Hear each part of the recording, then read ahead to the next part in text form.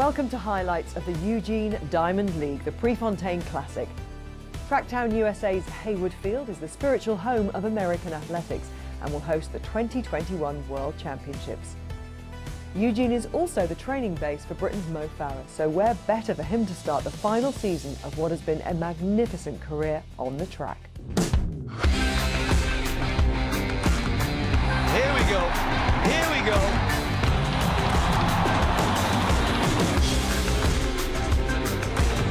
There goes Mo Farah at the bell. Mo Farah's gone, he's away! Down to his superiority, Mo Farah! Double for Great Britain, it's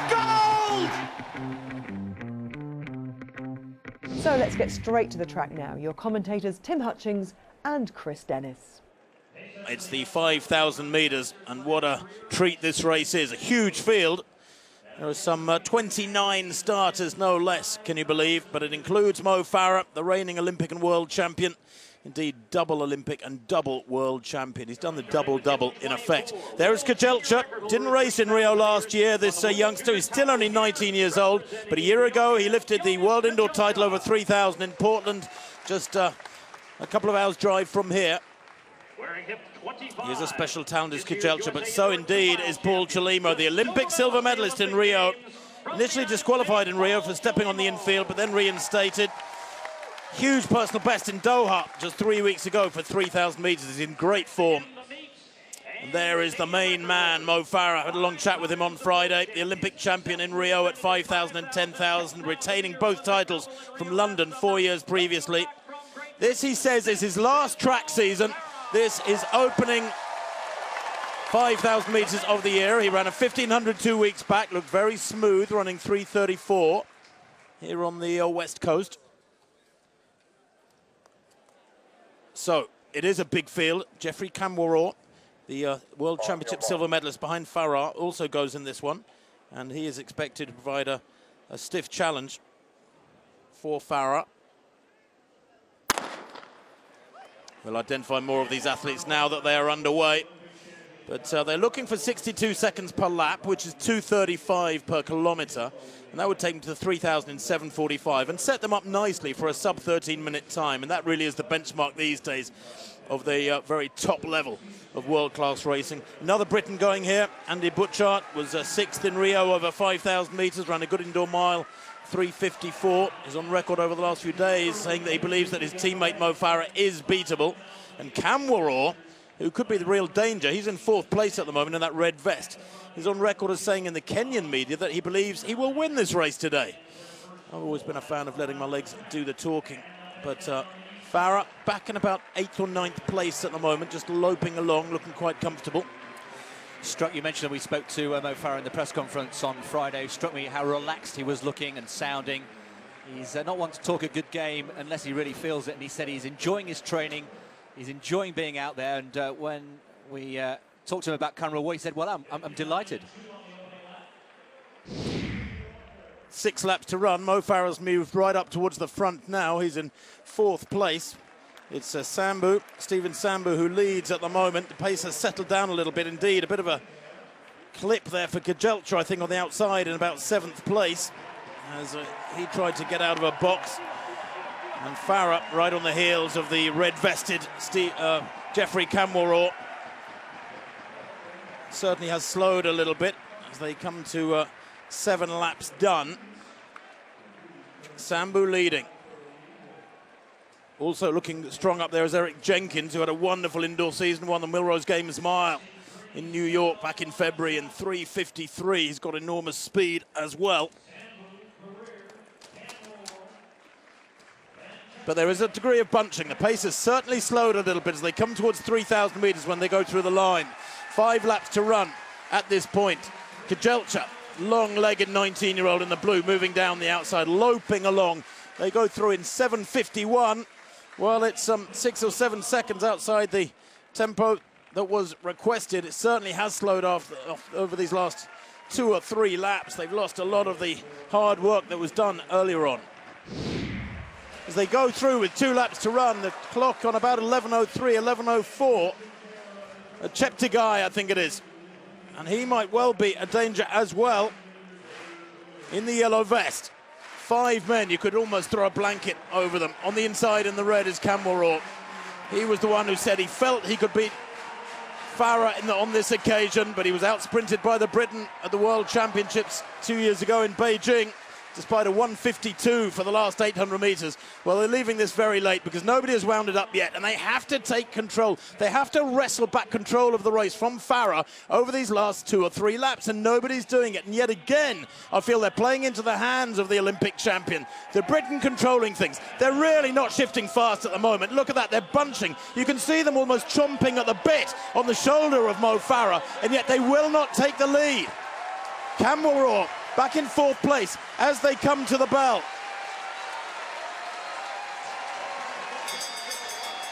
Well, Mo Farah in absolutely the perfect position, exactly where he wants to be, on the inside, forcing the others to go round. Kejelcha down into 3rd place, Camwell slipping away, and this is vintage Farah down the back straight with 300 to go.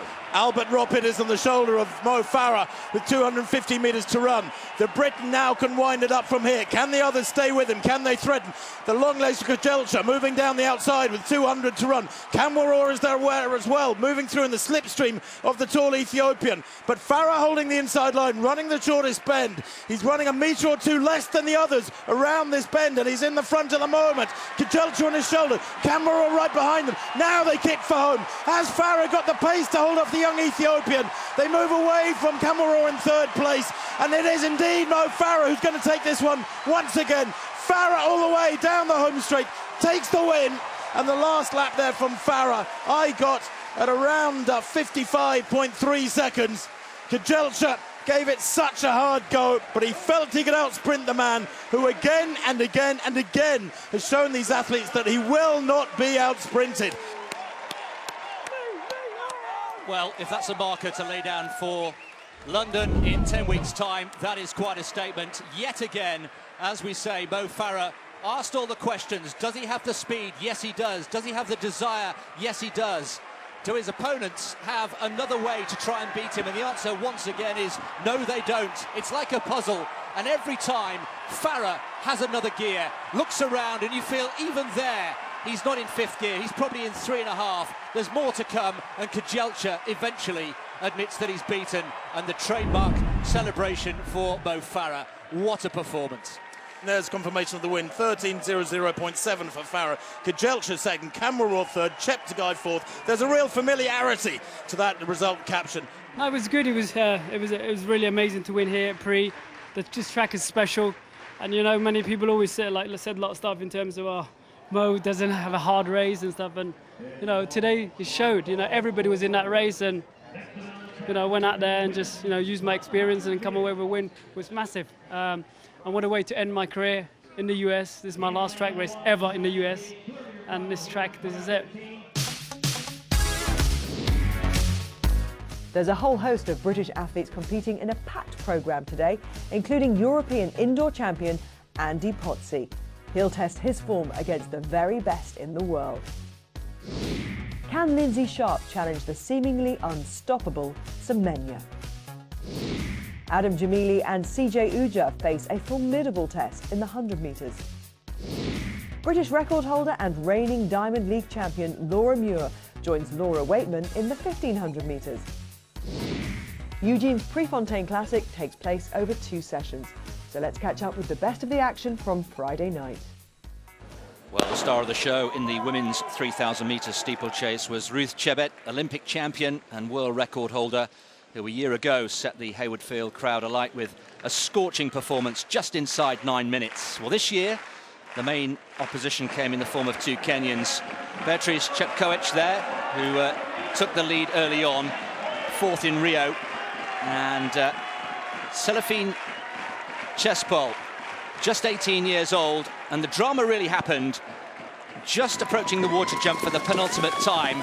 She was caught from behind by the Olympic champion, was Chespol, and had to readjust herself. Here it is again. Chebet in 2nd place. There, that's where it happened. That was the clip on the heel. It dislodged the shoe, and Chespol negotiates this water jump for the penultimate time with the shoe off. There, she has to stop, readjust, losing vital seconds. Chebet and Chepkoech were away, but look at the response from Chespol. Chespol slowly but surely winding them in. Chepkoech taking full advantage, and Chespol coming back with a very mature performance here. World Junior champion from a couple of years ago. What a mature performance. The crowd really warming to her on a wonderful evening at Hayward Field. This is the water jump for the last time, so 400 metres on. At this point, Chebet, the Olympic champion, is gone. It's a two-horse race.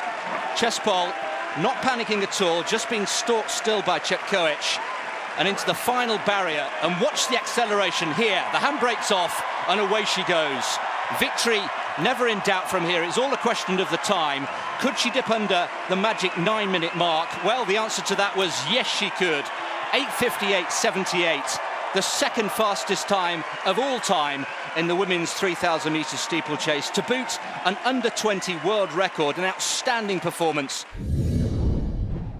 The women's long jump competition featured all three Olympic medalists from Rio 2016, but it was Lorraine Eugene, British-born but resident in the United States, who took third place at Hayward Field this year. This was her fourth round jump, and it produced 6 metres 78.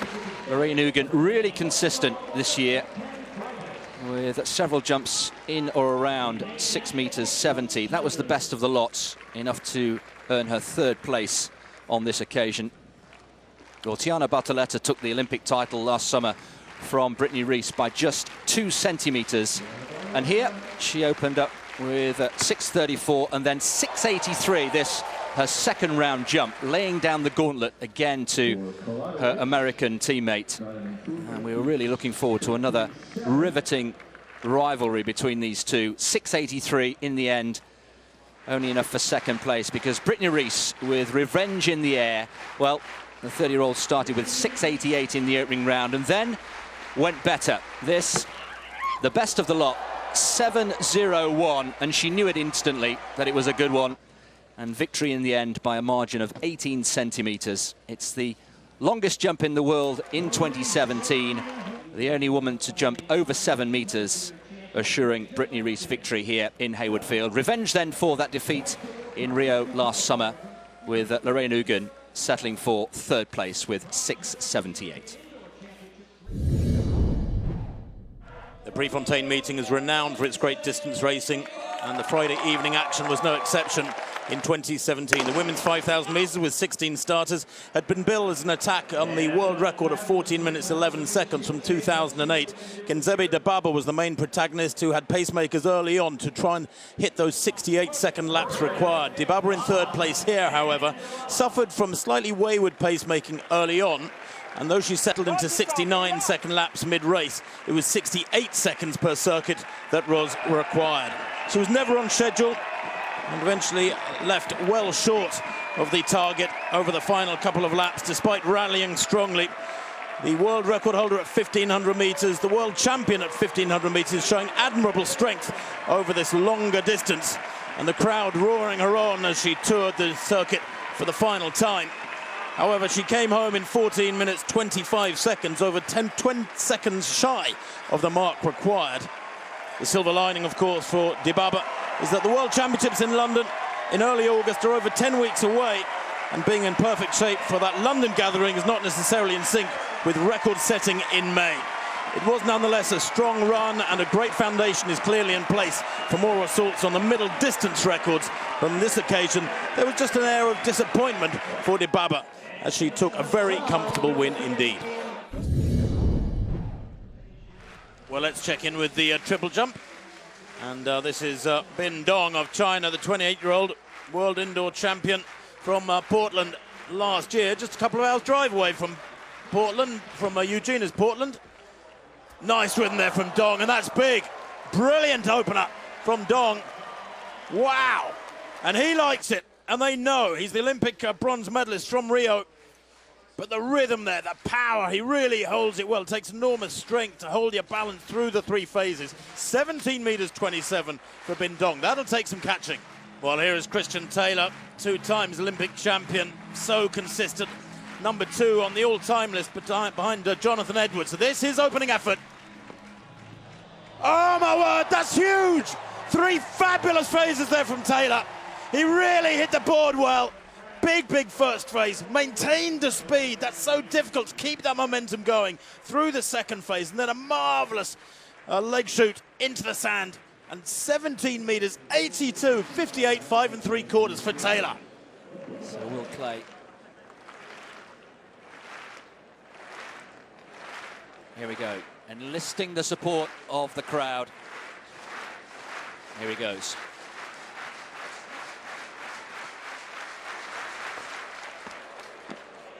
Oh, yes! Oh, my word!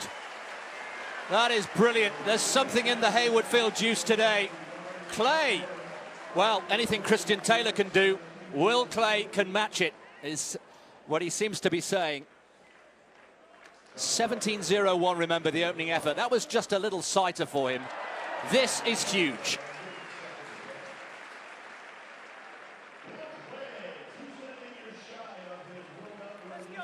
(17:38) puts him up into second place, tucking in behind Christian Taylor, Will Clay.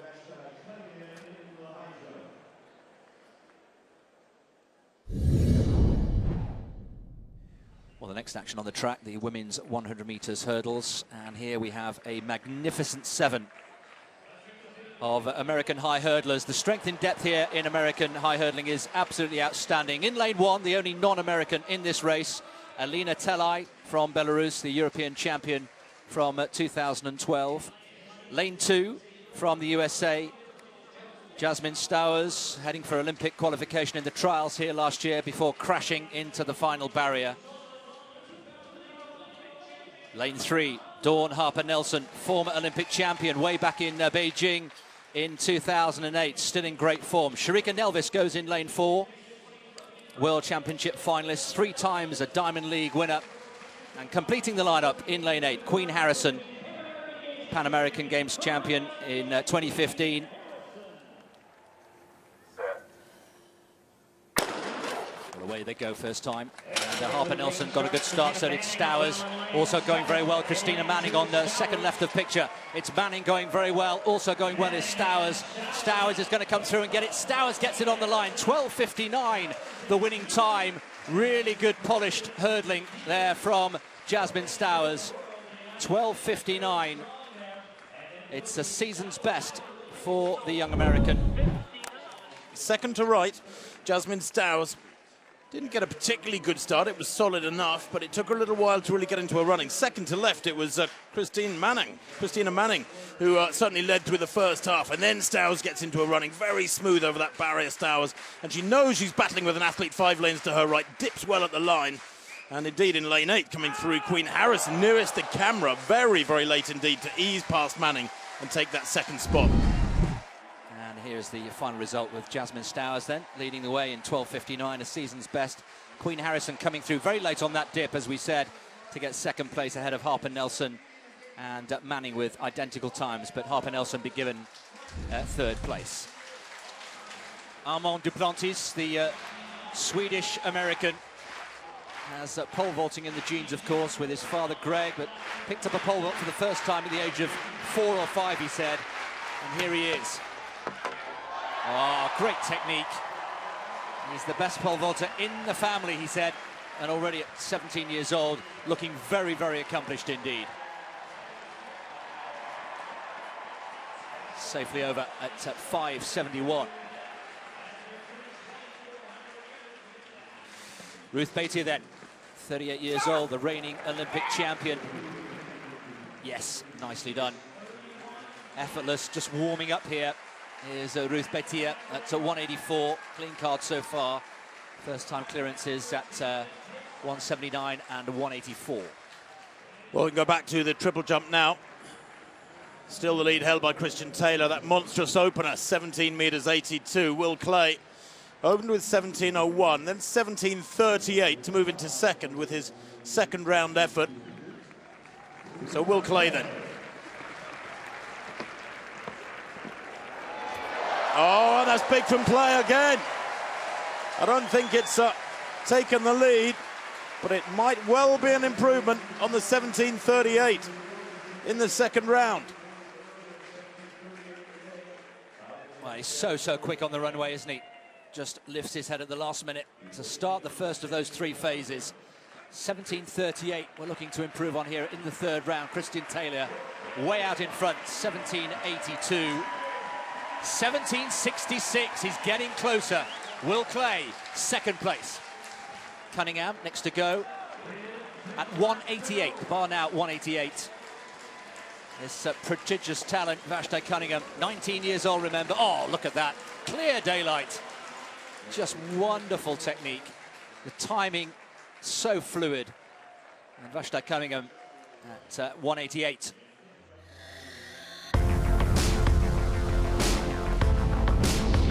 Andy Potsy's promising career has been blighted by injury. This year, though, he fulfilled early season promise to win indoor gold in Belgrade. If he can get through the outdoor season injury-free, he'll expect to compete for a world medal in London against many of the men he faces here today. Well, there's the lineup for this next event, the men's 110-metre hurdles. The indoor number one last winter, Potsy of Britain, goes in lane 2, but what a field it is. McLeod, Omar McLeod, goes in lane 4, the Olympic champion and world number one outdoors. Coming back from injury, gradually clawing his way back to last season's form, is Devon Allen in lane 5. There is Ronald Levy of Jamaica, the 24-year-old, 13:33 man this year. Andrew Potsy, European indoor champion, back in March, the world number one indoors, and second at the Drake Relays 3 weeks back to Omar McLeod. Dimitri Bascu, his first race of the outdoor season, the European champion, the Frenchman, last year, and the Olympic bronze medalist in Rio as well. He goes in 3.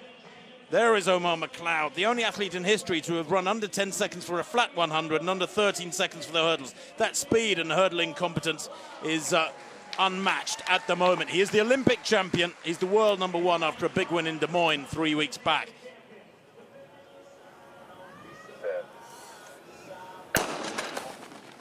Well, away they go. Very good start, 4 from left for Devon Allen, who's looking good at the moment.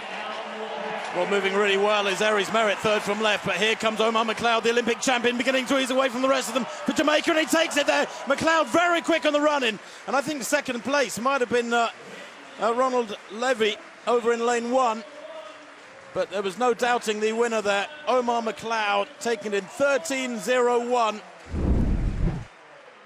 Well, another very, very polished performance. Not the best of starts for Omar McLeod, it has to be said, but by about hurdle 3 or 4, he was into his rhythm. Andy Potsy working very hard, second from right from Great Britain to get into the picture here. But Omar McLeod, the longer the race went on, the better he got. And in the end, the margin of victory was actually quite comfortable. Allen as well, trying to go with him with Aries Merritt. These two really playing catch-up when it came to Omar McLeod. But look at that lean to the line from McLeod. 13:01, the fastest in the world this year. Well, in second place to the right of picture there in yellow, brilliant run from Ronald Levy of Jamaica to make it a Jamaican 1-2 here against the best of the USA. Devon Allen did come through strongly for third place with 13:11. Well, we can go back to the triple jump now, and Christian Taylor about to take his 4th attempt. He's put together a wonderful series. He leads with 17:82.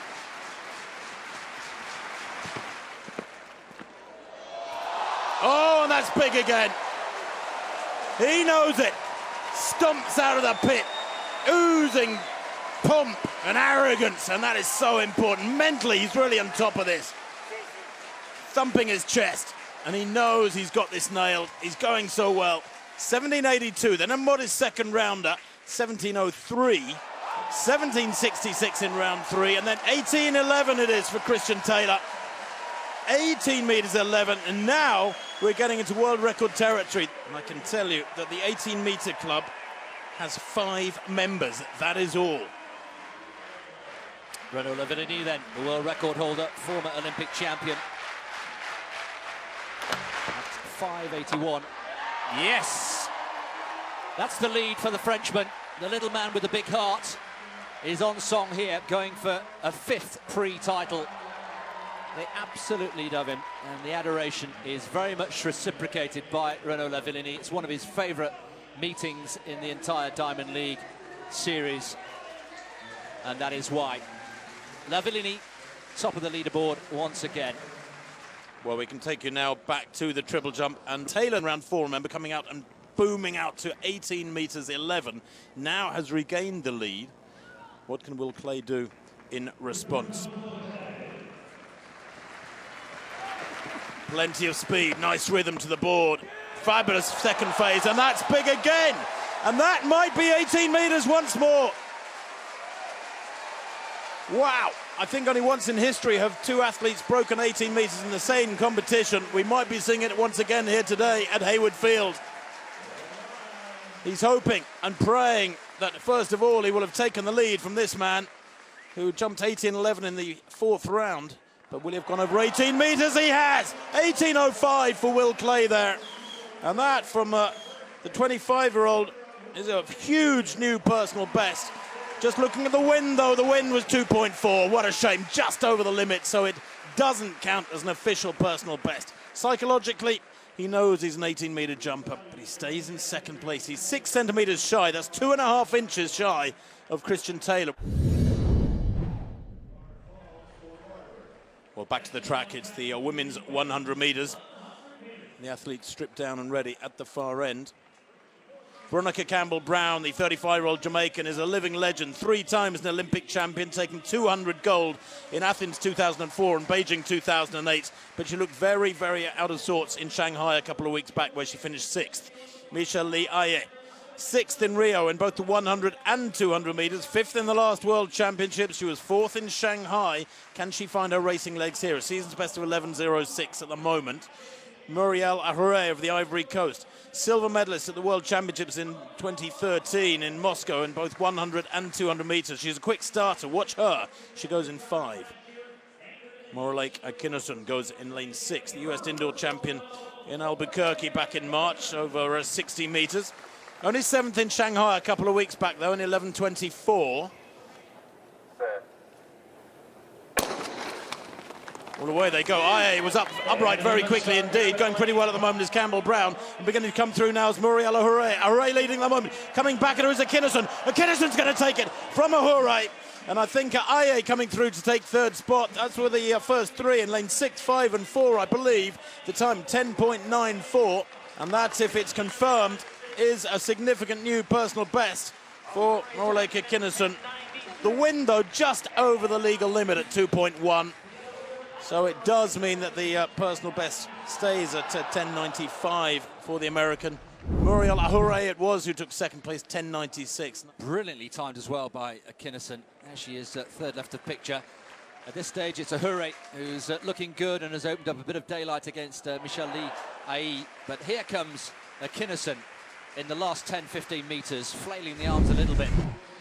Well, confirmation of the win then for Kinison, 10.94, turning back the challenge of Ahouré and Aye with that late surge. Campbell-Brown in 4th. That's a significant improvement for the Jamaican. Back to this men's pole vault competition. The young man, the young kid on the block, Mondo Duplantis. Final attempt at 5.81. Oh, it was close. He gave it a tickle, and the bar sadly comes down for him. Duplantis' afternoon is over, but he's won the hearts of this Hayward Field crowd. Many of them seeing Duplantis for the first time. He is the future, surely, of pole vaulting, men's pole vaulting in the world, and he is quite a talent, Duplantis. But a 3rd failure at 5.81, and his competition is done. Sam Kendricks then lying in 2nd place from the USA. This is at 5.86. Just the one blemish in his card so far. First time failure at 5.71. This is first attempt at 5.86. Trying to keep pressure on La Villini. Sam Kendricks. Olympic bronze medalist, of course, from last summer. Oh, yes! Well, he's brought the crowd alight there. That is the gauntlet laid down to La Villini. First man over, 5.86, and Sam Kendricks takes the lead in the men's pole vault. Really lovely vaulting.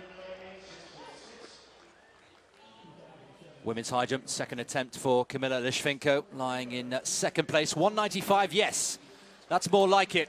Lishchenko with a little spring in her step there, and she got that one right. The first attempt was not good. She gave the bar a little tickle, but the bar, crucially, stays up, and she goes clear at 1.95, 2nd place. Well, Well, the action coming thick and fast on the track. They're already out there for the next race. It's the men's 400 metres. And in lane 8, the 20-year-old from Botswana, Babaloki Tebe, two-time African champion. Made the semi-final in Rio last year, but had to withdraw through injury. Lane 7, Vernon Norwood from the USA. Really good, accomplished relay runner. World indoor champion last year. Matthew Hudson-Smith making his debut for Great Britain here at the pre-classic. Very much the future of British 400-metre running. Made the Olympic final last year in Rio. LaShawn Merritt, very much the experience to go with the youth in this race. Well, what can we say that hasn't already been said about LaShawn Merritt? 7 times a world champion over this distance, 3 times Olympic champion. Saw him at the hotel yesterday, looking very, very relaxed indeed.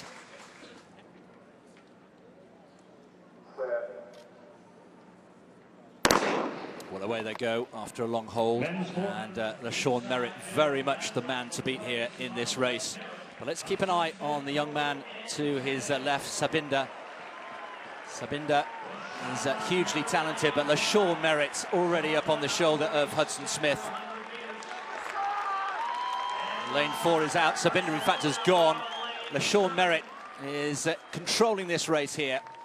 Running a really nice tight bend there. Hudson-Smith finding it really hard going. Also going well is Norwood in lane 7. We've lost the young Botswanan, but LaShawn Merritt here, coming under a little bit of pressure from Norwood, but still will have far too much to do. Let's keep an eye on the clock. LaShawn Merritt coming home in under 45 seconds, 44.79, just a fraction outside his season's best, but another very, very polished performance by LaShawn Merritt. There's no wonder that he was looking confident yesterday.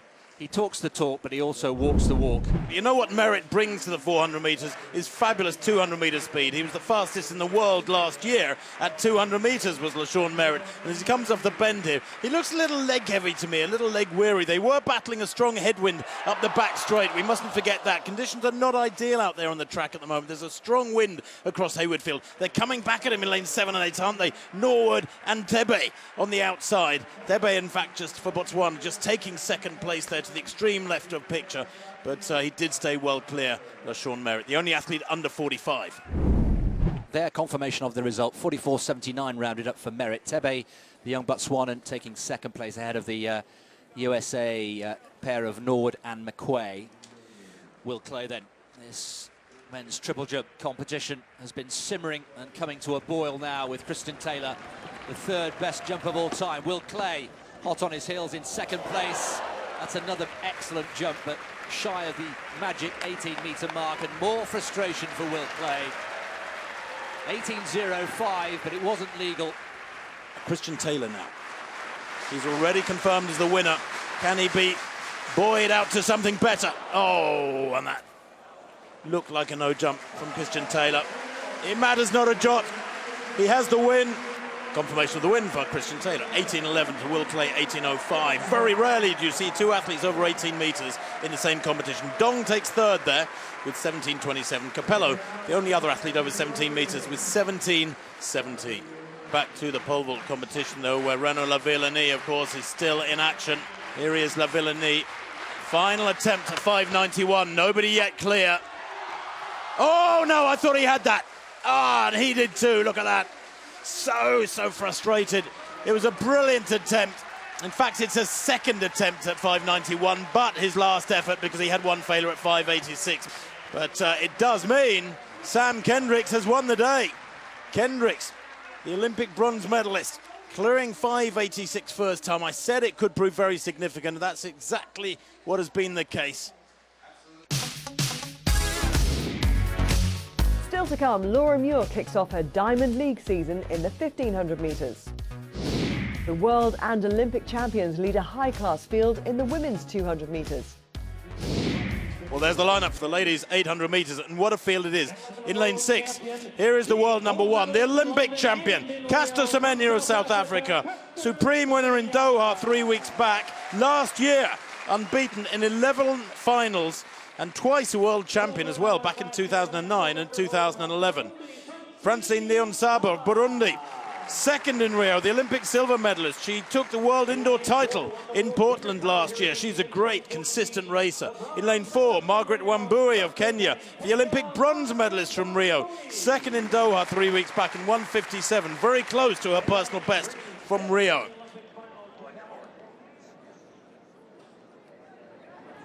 There is Semenya in lane 6. Big, imposing figure.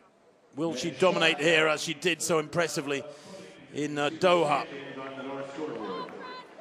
Well, Kendra Chambers on the outside, the pacemaker, looking to run 57 for the first 400. It's gone off very quickly indeed as Lindsay Sharp on the inside there in the blonde ponytail.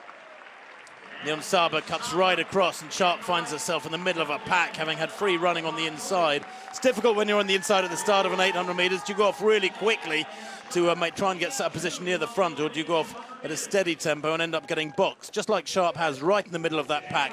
But it is Chambers who leads. Leon Saba has gone with her, the Olympic silver medalist. Wambui, the Olympic bronze medalist, in third, and then the big powerful figure of Caster Semenya for South Africa in fourth place, loping down the home straight as they come to the halfway mark. Well, even in fourth place, there's just something about the rhythm and cadence of Semenya that looks so threatening. She looks totally untroubled. Wambui looking to be working a little bit harder for me, but Semenya will see her come good surely over the next 200 metres. Well, the pacemaker at Chambers is way out there. She went through in, 59 seconds, and there was not really much interest from the field, I have to say. Leon Saba holding second place with those green socks and arm strips as Wambui in the red moves up onto her shoulder. Now the move comes in from Semenya on the outside. Just eases up onto the shoulder of the little Burundian and into the lead with 200 metres to go. Perfectly timed move there as Wambui moves onto the shoulder of the Olympic champion. 150 metres to run. She looks so untroubled, so relaxed to Semenya out in front. Very powerfully built. Now she begins to pump harder with the arms. Wambui on her shoulder. These two moving clear. The rest of them struggling in their wake. But Semenya doing just enough to stay ahead of the grimacing Wambui in second place. The gap is 1 metre. Semenya's going to take it, and watch the clock. 1:50, and the clock didn't stop. What a shame. Or if it did, very, very late, quite bizarre. It shows 1:59.09 on our screens, 1:57.78 down on trackside, so ignore that time on screen. But Caster Semenya, well, it was almost patronising, wasn't it? She dominated so much there, did just enough to keep Wambui at bay. Semenya, quite rightly, hugging the inside track, forcing her Kenyan opponent to go as wide as possible. Semenya looking absolutely untroubled. Just a little glance to the right there to see that Wambui wasn't coming back at her, and then she can finally just ease off in the final few metres. There it is, Semenya winning 1:57.78. That 1/10 of a second winning margin belies the ease of the victory. Wambui second, Leon Saba third. The first three from the Olympics once again are the first three at Hayward Field.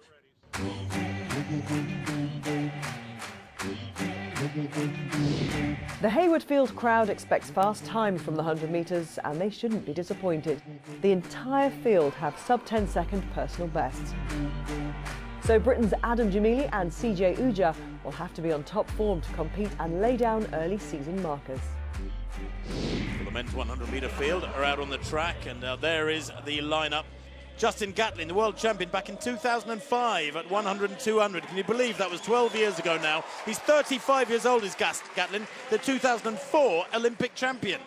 Andre de Grasse, the silver medalist in Rio at 200 metres behind Usain Bolt. He took the bronze in the 100 behind the big Jamaican. He's still only 22, the Canadian. Huge hopes for him over these next few years, Andre de Grasse. Hasn't broken 10 seconds yet this year. Maite of the Ivory Coast, 3 times the African champion, was pretty solid in Shanghai a fortnight ago with 10.15. His lifetime best, 9.96, came in Rio, where he finished 6th. There's Ronnie Baker, personal best in Kingston just last week with 9.98. The American, he's a youngster too at 23, a distant relative of one Tyson Gay. Chijinju Uja, or CJ to his friends, a former European junior champion from Great Britain, goes in lane 7. He's a 9.96 performer from 2014 is Uja. And then Adam Jamili, another Briton, 3 times European champion, the 23-year-old. He was 4th in Rio over 200 metres, losing out by 1/100th of a second.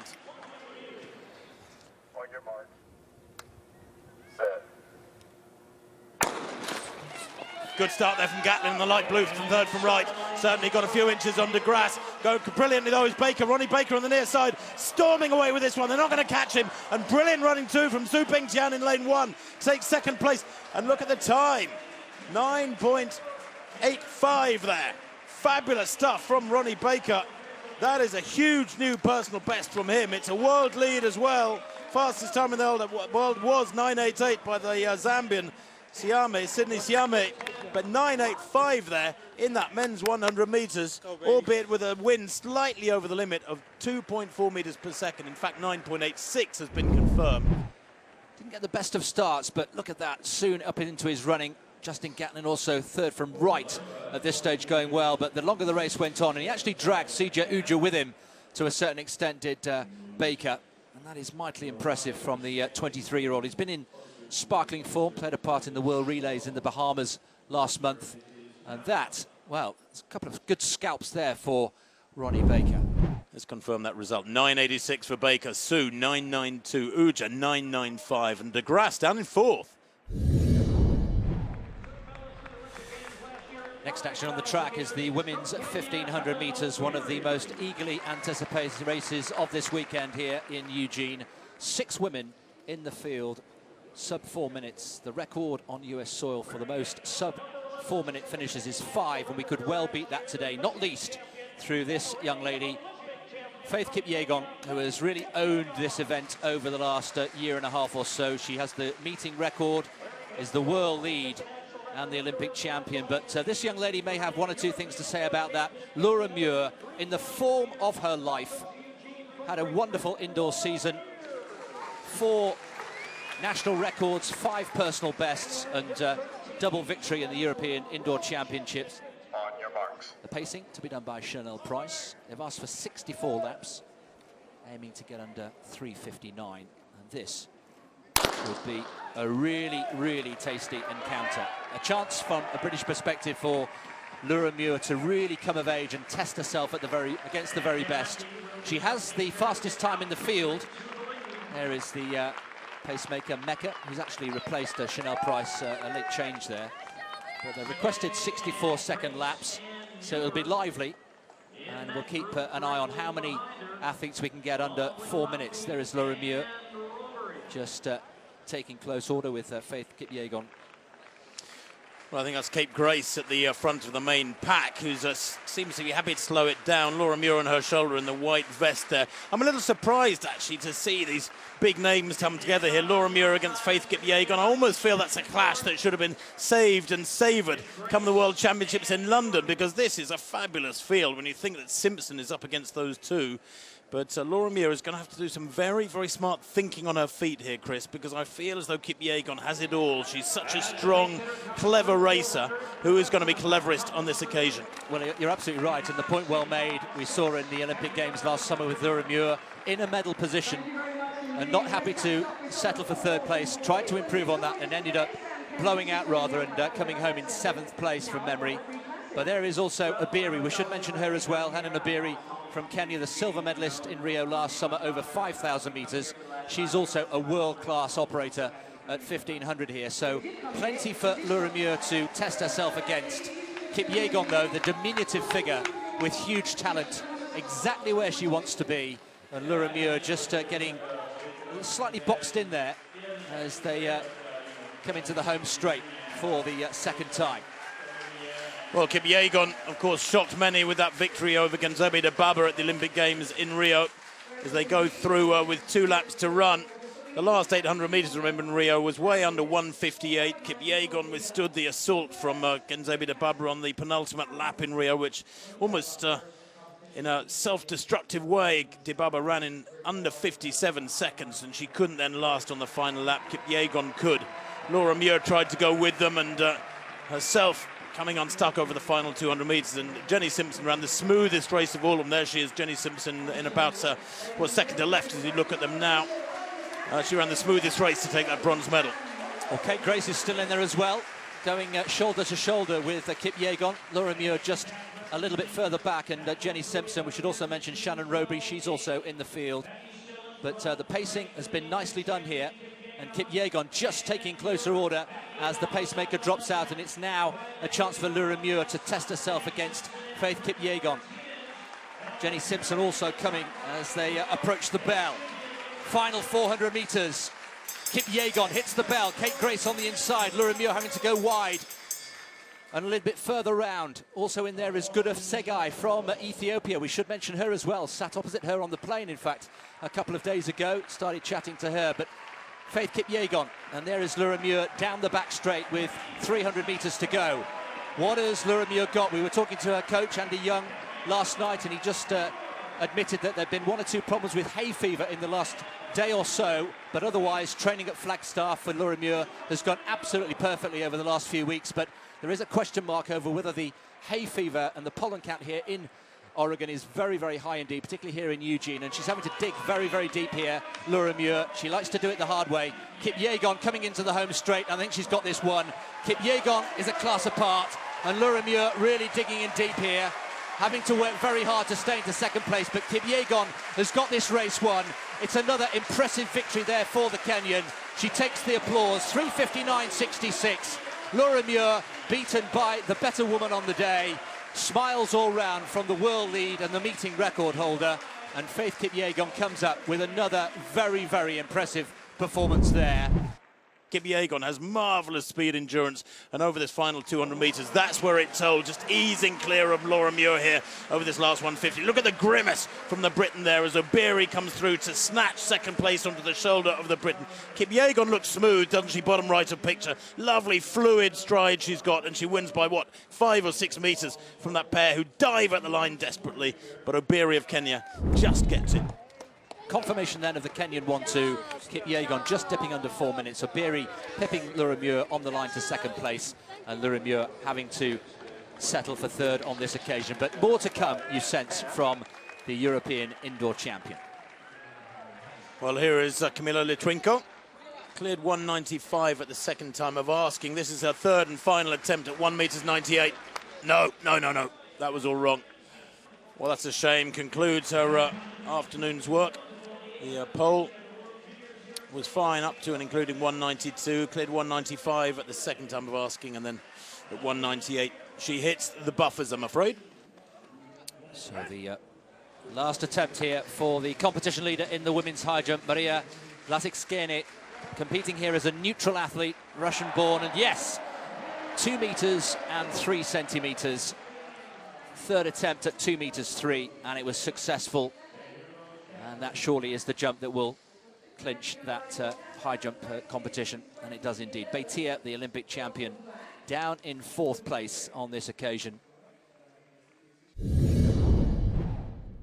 Well, here is Ryan Krauser, the Olympic champion, has the lead with that 21.89 opener, backed it up with the second best throw of the day, 21.88.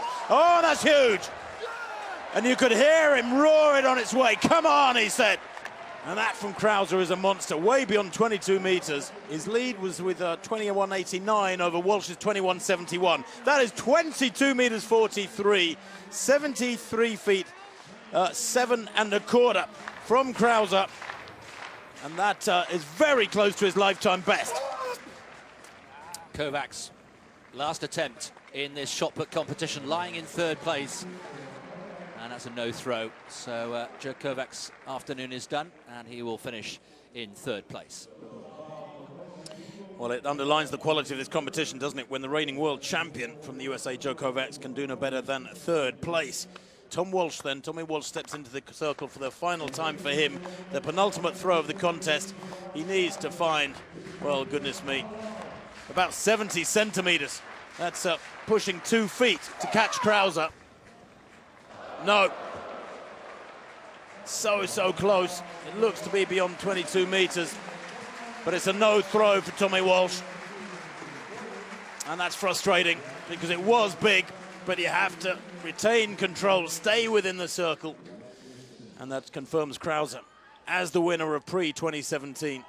There's the card for Tommy Walsh. 21.71 is best, coming with his opener. Well, the next action on the track is the women's 200 metres, and again, a field absolutely loaded with talent. It's Rio reunited again here, all 3 medalists from last summer are here. Let's meet them. In lane 8, better known as a 400-meter runner, the Olympic 400-meter champion, Shawnee Miller-Uibo, going in the 200 meters here. Who can forget her throwing herself over the line last summer? Tori Bowie in lane 7, Olympic silver and bronze medalist. Bronze in the 200, silver in the 100. And she is the joint fastest in the world this year.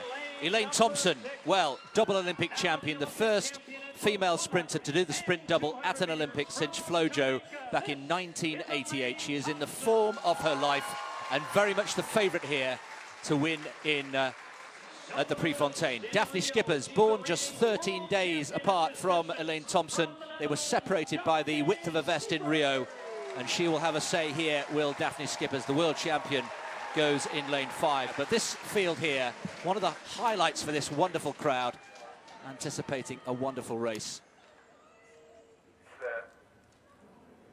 Well, away they go, looking for Elaine Thompson in the purple vest, but Tori Bowie has had a storming first 50 metres. Tori Bowie going very well indeed. Also coming under pressure is Daphne Skippers. Skippers doing very well indeed, but at the moment Thompson is nowhere. Thompson coming back, but it's Tori Bowie who's going to get away with this one. Tori Bowie, who's got the joint lead, gets it. Tori Bowie in lane 7 with Shawnee Miller, would you believe it, in lane 8, the 400-metre specialist. But Tori Bowie has taken this field apart. Elaine Thompson, the double Olympic champion, on her left, made to look very, very ordinary indeed.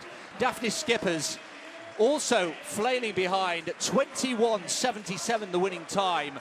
That is an improvement on her lifetime best. That is a scorching performance. It's a world lead in 2017. Bowie there to the left of picture in the blue. Blasted that first 75 round the bend. Look at that. Storms past Shawnee Miller-Uibo, who's no slouch to the left of picture. And the others just can't get close to her. Great bend from Daphne Skippers. Solid running down the home straight from Elaine Thompson, who starts to claw her back. But the gap was huge with 80 to go. And she never had a chance of getting back to Tori Bowie. That's a big win for the American. 21.77. Their confirmation. Thompson having to settle for 3rd place. Skippers in 4th, and Alison Felix, well, 22.33 down in 5th place. And there is the statue of Bill Bowerman, and that is fitting, of course, because we prepare now for the final discipline, for many the climactic discipline of this Prefontaine meeting 2017, the Bowerman Mile. Bill Bowerman, of course, one of the stalwarts of track and field in Oregon. So the pacemaker will be Rotich to begin with, Andrew Rotich. He's looking to go out in 1:53.5 for the half mile. That is good, sensible pacemaking. And then Elijah Kipketer expected to take them 3/4 of a mile in around 2:52, 2:53. And then if they can lay down a decent final lap, having stuck with that tempo, then we might get something under 3:50 here today. Matthew Centrowitz, of course, the Olympic champion, was announced as a withdrawal just 2 days ago. Centro, we understand, despite the adductor problems he's had through the spring, running really well a couple of weeks back to run 3:33 for 1,500 metres and beating Mo Farah. But actually, he's just got a bit of a virus at the moment. The injury is still recovering well, but Centro pulled out with a virus. Charlie Grice in this field, winner of the International Mile that we saw a few minutes ago last year. So he's upgraded, if you like, from the international race to the main Bowerman Mile. Well, Clayton Murphy is back in about 8th place at the moment in the light blue vest. I shall be very interested to see how he goes here. At the moment, just looking for the tall figure of Kiprop. And he's not amongst those first 4 Kenyans. In fact, just looking to see where Kiprop is. You can see Ingebrigtsen towards the back of the field, about 3 from the back, is he, I think, as they come round with a lap and a half done. Also going well is Igida, 3 times an Olympic finalist, indeed the bronze medalist in London 2012 over this distance, 1,500. Very tough customer, Igida, a good 5,000 metre runner as well. Kiprop right towards the back of the field in the orange, 3 from the back, really letting this race run away from him, and he does this so often. It's almost an arrogant, strategic method he employs. Sometimes it works, sometimes it doesn't. This has not been particularly quick. They went through there around 1:55, 1:56. Is nowhere as quick, Chris, as was requested. Not at all, but you make a good point. Kiprop just almost idling at the back, really, and it's fascinating to see him just start to pick his way. He's not even in shot at the moment. There he is, second from the back, and he's just about to be overtaken as well. Just be interesting to see whether Kiprop is going to do his trademark surge from the back in the final 400 to 600 metres. Ben Blankenship making a big surge around the outside there in the white vest to the front end, and somebody's gone down, and I'm not surprised. And it's Suleiman. That's unfortunate because he was looking for an improvement on his 11th place in Doha. But Ben Blankenship got fed up with the way it was beginning to meander up the back straight just now with 600 metres to run. They were bunching, running into a strong wind up the back straight. Now they have the wind behind them. And this is playing into the hands of one man. And I'm looking at Clayton Murphy in the light blue in about 6th place. Watch him. He's got the 1:42 800 metre speed. Can he go with this now over this final 350 metres? Blankenship, 8th in Rio over 1,500 metres. A great account of himself there as they head into the back straight now. Quemoy is there, the winner over 3,000 metres in Doha with 7:28. He was impressive, also looking strong as they head into the final 200 metres. I think that's Silas Kiplagat, Manangoy, Chariot, Kibet in 4th place, Quemoy in 3rd place, has the strength from that 3,000 metres. The Kenyans dominating this one at the moment. Igida trying to stay with them. Murphy's left himself with a lot of work to do as they come into the final straight away. And as they come into the straight now, it's Kenya, 1, 2, 3, 4. Murphy should have been up with these 3 as they sprint for the line. Quemoy is down the outside. He's going to take this one, I think. The strength there is, the speed is there. The winning time, 3:49.03. And it looked like a tactical affair, can you believe, winning in 3:49. That could have been so much quicker. Well, here's the 3 Kenyans battling it out down the home straight. Quemoy eventually on the outside, nearest the camera, just easing past. And in fact, it became a test of strength over the last 30 or 40 metres. Great leg speed from him just to outdip Manangoy. Well, let's take a look at the final result. 1, 2, 3, 4 for the Kenyans today, proudly wearing their national vests. Quemoy from Manangoy, Chariot and Kibet. The winning time for Quemoy, 3:49.04. And the first 3, fittingly, under 3:50 for the mile here in Eugene. That's all from Eugene, but we're only halfway through a day of sport here on BBC Two. Stay with us for the European Rowing Championships. That's followed at 5 by highlights from today's Great Manchester Run, and at 6 o'clock you can see the best of the action from the PGA Championship. Our next Diamond League Athletics will be in 2 weeks' time, Saturday the 10th of June on BBC One at 1:15, with highlights from Rome. So thanks for joining us. We've seen some more great performances from some of the world's best athletes, all of whom are working towards one thing, the World Championships in London in August. Until next time, goodbye.